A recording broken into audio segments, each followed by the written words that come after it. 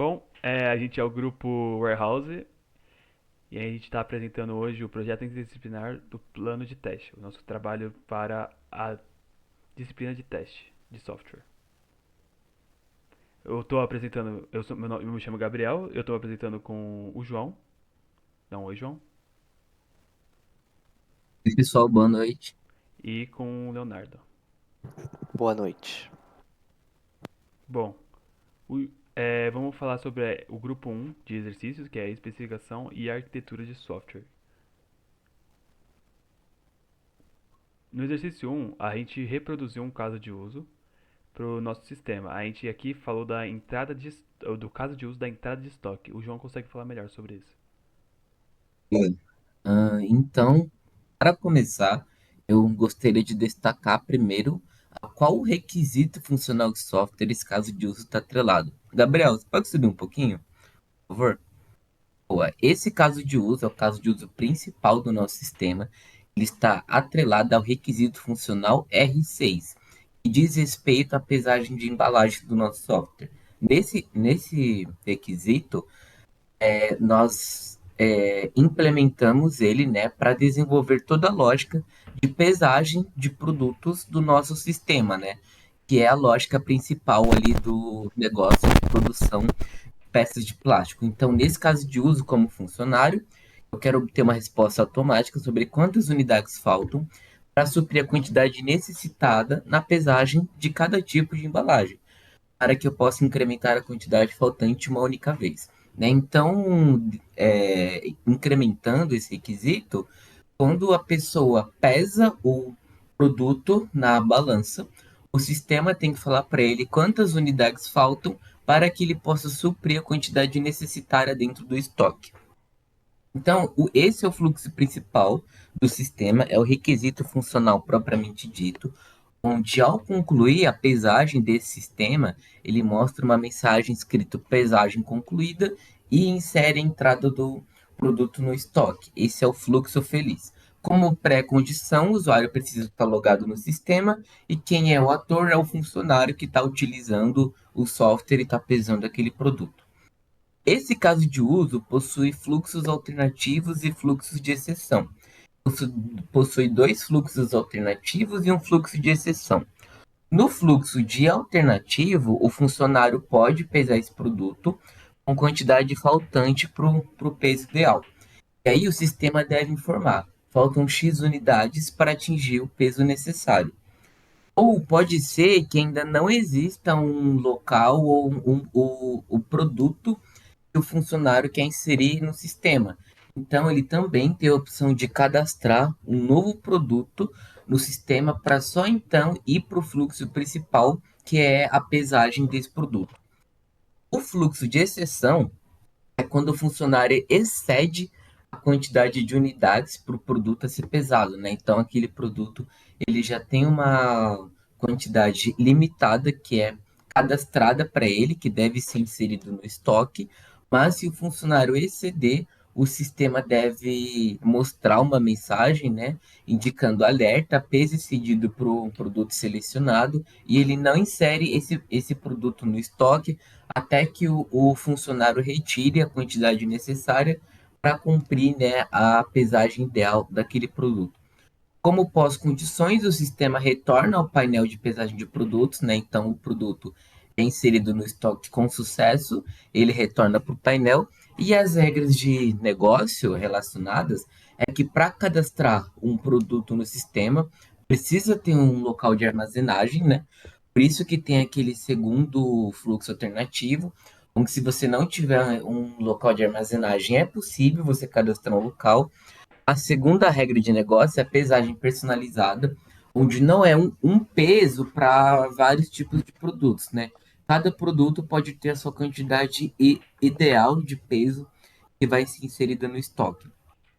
A terceira regra é a tolerância de peso, onde cada produto pode ter uma margem de tolerância de 3% para mais ou menos, né? Então, mesmo que passe um pouquinho a mais ou falte um pouquinho menos, essa quantidade ela é uma variância de 3% para cima e para baixo. E aí não vai dar problema de faltam X unidades ou peso excedido. ele vai dar como pesagem concluída. Pode Ok. passar, Gabriel. Aqui a gente tem o nosso diagrama de arquitetural de sistema, explicando um pouquinho de como funciona o nosso sistema em si na parte mais técnica, na parte mais da engenharia. A gente pode ver que o front-end ele tem tanto aplicativos React, vamos falar do aplicativo React. Ele tem um aplicativo React que a gente liga ele junto com a API Gateway, que é onde a gente consegue mexer na entrada do estoque. O gateway da API, ela chama a nossa API, que ela cuida do nosso back-end, que mexendo no Docker e no MySQL. A nossa API, ela usa as regiões dos recursos do IoT Core, porque quando a gente cadastra alguma coisa na entrada, a gente pesa com o nosso IoT, que é uma balança, a gente pesa o peso da embalagem, e isso já manda para a nossa API também. A gente está salvando o banco de dados no MySQL, usando o Docker para poder subir na nuvem, que, como eu falei, a nossa API está em serviços de nuvem, no servidor EC2. Aqui a gente tem um diagrama de classes representando a nossa Gabriel, classe. posso só pontuar uma questão na 2? Pode sim, João. Ótima colocação. Só pontuar, né, que a gente tem a região de recursos, que faz uma conexão com a API, né, que é o IoT. Só que esse IoT, ele se conecta com a API via Broker Mosquito, que é um protocolo de comunicação diferente do protocolo padrão, que é HTTP, onde lá no IoT, né, no código IoT, ele utiliza esse broker, né, que é esse protocolo de comunicação que envia para a API. Ele não está especificado, mas eu achei interessante detalhar Isso. como que é feita essa comunicação entre o IoT e o back-end.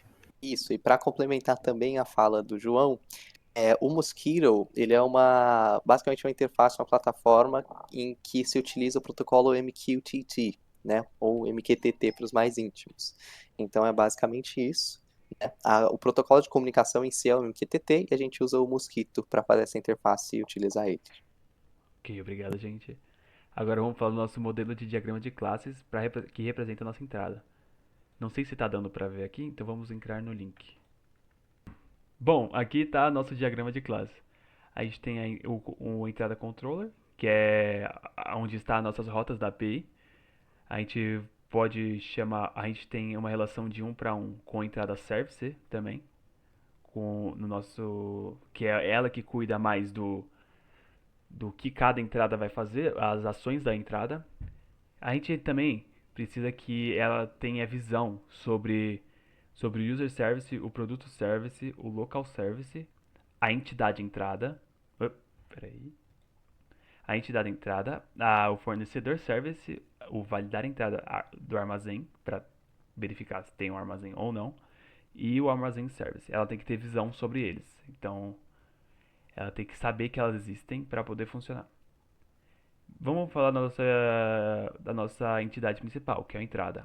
A entrada, a gente precisa tanto de um usuário para cada entrada, um fornecedor para cada entrada, um local para cada entrada, e cada entrada ela representa um produto. O local aqui eu também coloquei como adendo que o tipo de local ele pode ser um enum, que seria um enumerável, que seria o enum tipo local, padrão, que pode ser tanto padrão, refrigerado ou congelado. Voltando Para pro do... garantir nessa consistência, né? Só esses três valores. Assim. Exato, para garantir a consistência. Agora voltando para o documento, agora a gente vai falar um pouco do grupo 2 de modelagem de projeto de casas de uso, onde a gente representou um diagrama de atividades para poder modelar a lógica do caso. Aqui tá dando para ver? Tá. Como a gente pode ver nesse diagrama de atividades, a gente inicia com um ator funcionário, que ele seleciona o local e o produto. Assim, no sistema, ele calcula o peso ideal, o barra unidades, ele faz essa diferença. É, com isso, o funcionário é pedido para que ele insira a quantidade na balança, ela insira o peso em cima do IoT da balança para poder verificar o peso, para o sistema verificar o peso e falar se falta peso, se o peso é o ideal ou se o peso é excedido. Passando pelo caminho do peso ideal. Do peso ideal, a gente faz a pesagem, a gente registra a nova entrada caso isso aconteça e vai direto para o fim da nossa atividade. Caso o peso haja uma falta de peso, ela fala quantas unidades está faltando, ela cadastra um novo local, a gente vai para o funcionário ele tem a oportunidade, oportunidade não, ele é requisitado um cadastro de um novo local onde caiba tais unidades e assim leva ao fim da nossa atividade. Caso o peso seja excedido, ele dá um alerta de opa, peso excedeu e daí ele manda para o fim. Ok. Agora vamos falar um pouco do grafo de fluxo de controle. Aqui no nosso grafo a gente consegue ver que ele começa. A gente consegue selecionar um local e produto. O sistema calcula o peso ideal. Ele insere a quantidade na balança, a validação e tem o losango de decisão, onde é o losango de decisão de peso ideal, falta peso, excede o peso. E basicamente ele faz ele vaza pelos mesmos caminhos do nosso último gráfico, que é o gráfico de atividades, onde ao exceder o peso, ele fala que o peso está excedido e acaba, onde falta peso, eles mandam a quantidade de quantas unidades estão faltando para poder cadastrar no novo local e acaba, e se tiver o peso ideal, a pesagem é concluída e registra na entrada. Aqui está o nosso quadro, mostrando as regiões do grafo, o caminho que o gráfico percorre, que eu acabei de falar. Agora o diagrama de transição de estados, para a gente poder representar a sequência dos eventos e estados de transição de um objeto, que seria a nossa entrada, relevante aos termos de mudança. Aqui é o diagrama de estados. A gente inicia esse diagrama podendo selecionar o produto, onde o estado vai aguardar a pesagem acontecer. E quando o peso ideal é atingido, quando essa pesagem acontece e o peso ideal é atingido, o peso é validado e registra a entrada e ele conta como estocado. Ao guardar a pesagem, ao pesar de novo, se a quantidade for menor que o ideal, o peso fala, opa, é insuficiente, a gente tem a alternativa de cadastrar um novo local e assim é estocado. Caso esse peso seja maior que o ideal, a classe vira como peso excedido e pede para corrigir e retornar ao painel para poder aguardar a pesagem novamente, para ter certeza do que aconteceu. Aqui está nosso grafo de status também, onde ele começa, aguarda a pesagem, vê o peso validado, ou vê se o peso é insuficiente, ou vê se o peso é excedido. Se for o peso excedido, ele volta novamente para o início. Se for o peso insuficiente ou o peso validado, ele vai de nada para o final e estocado. Aqui está nosso quadro de sequências dependentes do GE. Agora vamos falar do nosso projeto de testes, que eu acho que o Leonardo consegue falar mais um pouco disso. Sim, sobre o caso de teste, né? Uhum. Opa. Projeto Sim, de então, caso de testes, isso. sim, tá. Então, a respeito dos casos de teste, né? Os casos de teste, nós tivemos esses casos de teste aí para completar o nome, né? Desse caso de teste. Então, os casos de teste basicamente se baseiam nesse caso de uso que nós escolhemos, né? E esses caminhos do GFC. Então, a gente tem esses seguintes aí, né? A gente tem baseado nas 3 regras de negócio que nós declaramos lá no caso de uso. Elas se baseiam aí, né? Para completar o nome. Então, nós temos o caminho do grafo ali e também as saídas esperadas. A saída esperada, né, nos testes reais implementados que a gente vai ver já já, eles se baseiam principalmente nisso do peso estar excedendo ou está muito baixo, né? E o sistema exibir esses erros. Então, a gente vê ali que, em maior parte, os testes se concentram ali, por exemplo, no C1, né? Eles vão ali no C3 também. E em algumas ali, por exemplo, nós temos a condição de entrada, ou né, da RN, das regras de negócio 1, 2 e 3, nulas, né? Nós temos elas nulas, porque é justamente isso que vai causar o erro, né? Então, por exemplo, nós temos ali o fluxo de exceção do peso excedido, que é o caso de teste 4. Nós temos ali, por exemplo, que ele só vai do grafo A para o grafo B. Por quê? Porque assim que falha a regra de negócio 1, a regra de negócio 2 e a regra de negócio 3 sequer entram em jogo. né? O sistema ele emite um erro antes mesmo de que elas cheguem em um tempo de execução. Então é por isso que não acontece, né? Nós temos casos de teste 5, por exemplo, que é se o peso ideal não tivesse sido cadastrado, o peso abaixo do limite, acima do limite, que são, né, os que são realmente mais lógicos, assim, e mais propensos a acontecer. Mas o de peso ideal, por exemplo, não cadastrado, ele não ocorre no sistema normalmente, né? A não ser que haja um erro de compilação, alguma coisa assim. Então, Leonardo, sim, só um ponto importante para observar, nos casos CT06 e CT07, né? A gente tem o peso abaixo do limite e o peso acima do limite. Foi muito bom que nós colocamos essas linhas na planilha de teste, porque a gente contempla também análise de valor limite, né?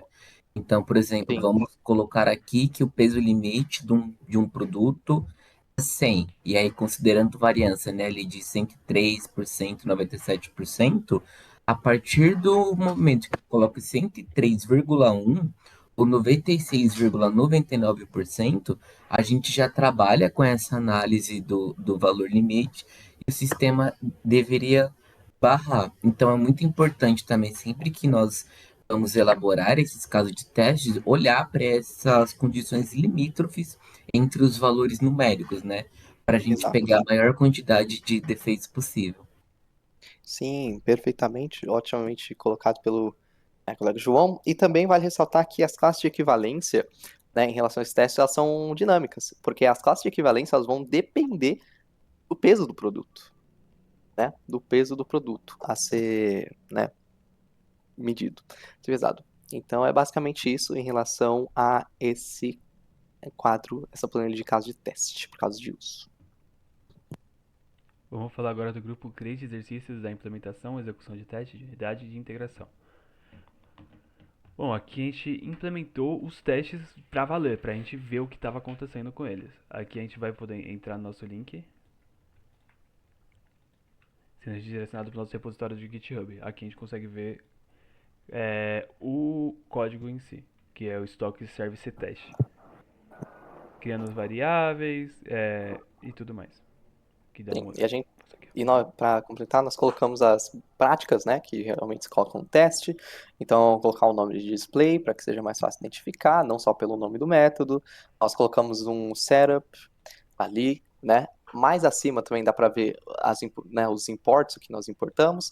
Nós utilizamos JUnit, né?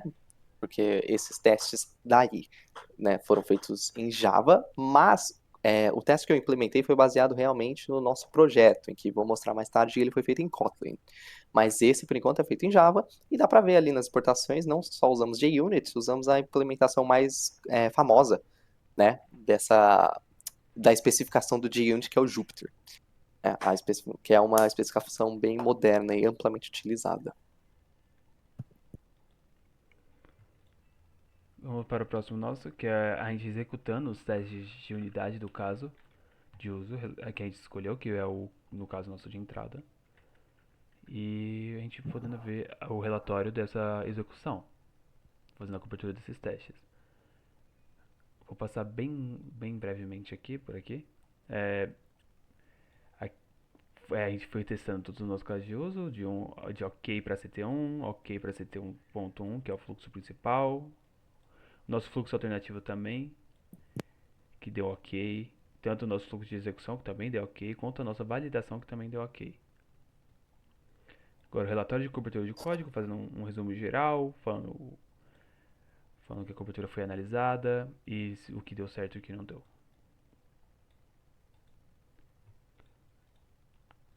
Agora vamos falar sobre o exercício 9, que é a execução dos testes dos sistemas, que é o grupo 4, que faz parte do grupo 4 de exercícios, que é a execução de testes de sistema e análise de resultados. Onde a gente fez uma planilha para poder ver melhor os nossos testes feitos no JUnit.